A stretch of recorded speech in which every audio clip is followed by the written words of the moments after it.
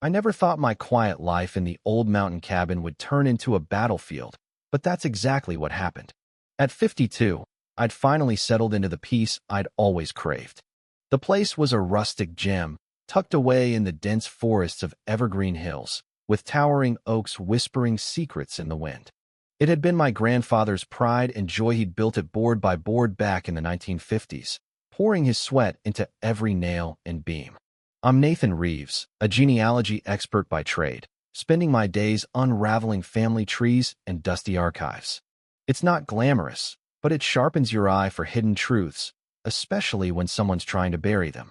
For 4 years, I'd lived there without a hitch, paying my HOA dues on time, minding my own business, and savoring the solitude that mended my weary soul. Then came that fateful Wednesday in early spring 2023. I was on the porch, sipping black coffee as fog lifted from the valley below, when the mail truck crunched up the dirt path. Inside the envelope stamped with the Pine Ridge HOA logo were words that hit like a gut punch. Your cabin violates association guidelines and will be auctioned in 30 days. Violations? I kept the place spotless, better than those cookie-cutter mansions popping up around us. Signed by Victoria Hayes, the HOA president, the letter dripped with cold bureaucracy. My hands trembled. I reread it until the shock turned to fury. That evening, driving back from a frantic day phoning attorneys in the township hall, I froze at the sight. A glaring orange sign bolted to my door. Seized property, no entry. Complete with a heavy padlock gleaming like a taunt. Neighbors peered from behind curtains, but no one stepped out. No one asked if I was all right. It felt like a bad dream, but it was real. The township clerk the next morning sounded exhausted, as if she'd recited this script 100 times. Records were locked pending HOA action. Sort it out with them, she said, clicking off before I could protest. I owned it outright, inherited clean, yet suddenly it was as if the cabin had vanished from existence. Meeting Victoria the following day only fueled the fire. Her office was a polished shrine in the heart of the community, gleaming hardwood floors, leather chairs funded by our fees, no doubt. She was the epitome of entitlement. Sharp bob haircut, tailored suit, and a sneer that could curdle milk. She didn't rise, just eyed me like dirt on her heel. The absentee owner, she drawled. Absentee? I'd been there full time. She shoved papers across her desk, claiming abandonment due to ignored notices. But I'd never received a single one of me. Mail was forwarded, dues auto-paid. She shrugged it off. Miscommunication happens, but the seizure stands. Contest it. Sure, with a lawyer and months in court, while the auction rolled on. I left seething, her words echoing like a threat. That first night in my truck at a strip mall lot was rock bottom. Homeless at my age because some control freak deemed my grandfather's handiwork unworthy. He'd scrimped for that land in the 1950s, hammered it together on weekends. Now it was fodder for flippers. But despair sparked resolve. My job had taught me to spot lies in the fine print. Victoria's smug efficiency reeked of rehearsal. She'd done this before. Rummaging through my storage locker under flickering lights, I unearthed a faded map in my grandfather's precise scrawl, dated 1954. It sketched the whole subdivision, back when it was wilderness, noting, this access trail our family holdings.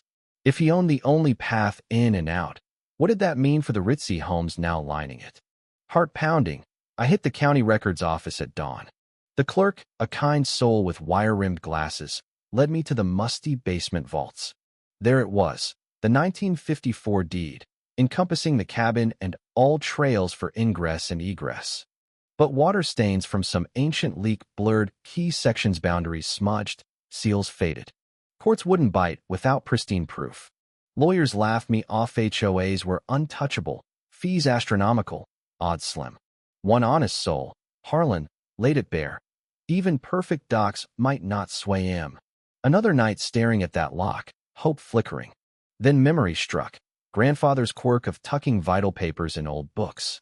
In storage, amid yellowed westerns from the 1940s, I flipped pages until, in a pristine The Big Sleep, jackpot.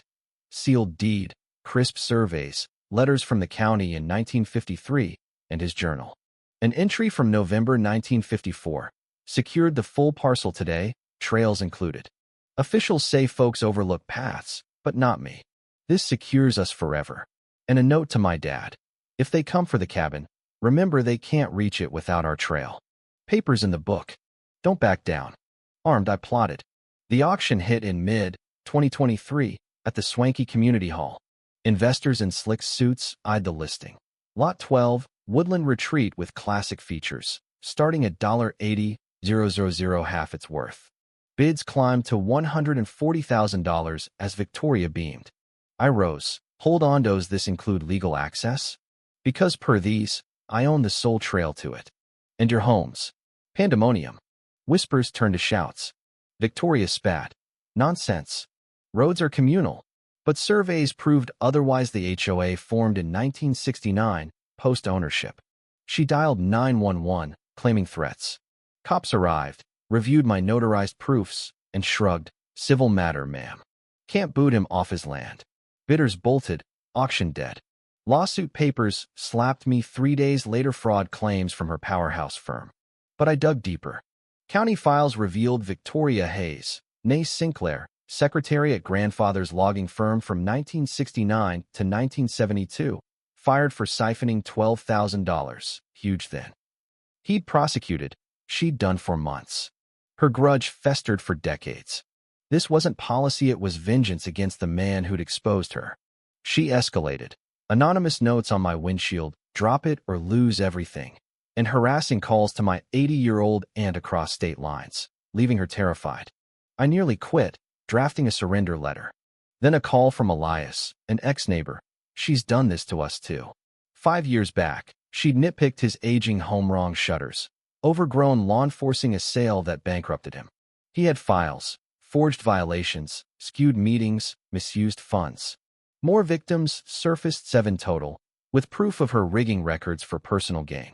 Court day in late 2023 was electric, gallery packed, reporters buzzing, a blogger live-streaming to hordes online. Judge Harlan, a steely veteran, warned against drama. Victoria's team dismissed my relics as obsolete. Mine countered with forensics. She doctored HOA databases, erasing road truths, backdating seizures. Elias testified, voice cracking. She said my place lowered standards, that I didn't fit. Then Mrs. Lopez, she forced me to rip out my late wife's rose bedrock shade. The stream erupted, viewers sharing nightmares, hashtags trending. Victoria cracked, leaping up. Lies. That shack's a blight if some fool botched deeds ages ago. Tough. Admitting knowledge, sealing her fate.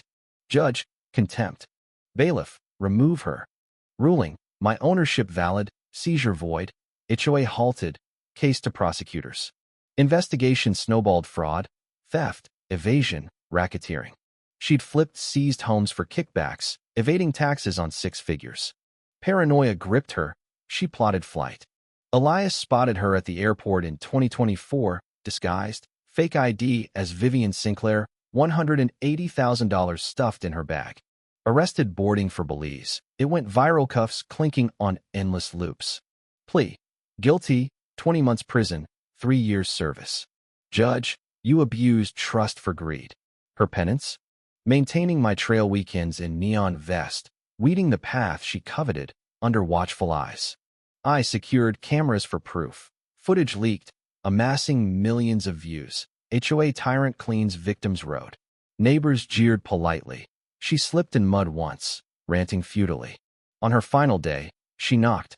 I'm sorry. Power corrupted me. I nodded. Apologized to the ruined families. Now, the cabin's my sanctuary again. Trail fees funding anti-HOA aid. Grandfather's legacy endures, shielding others. But was her punishment too harsh, or not enough?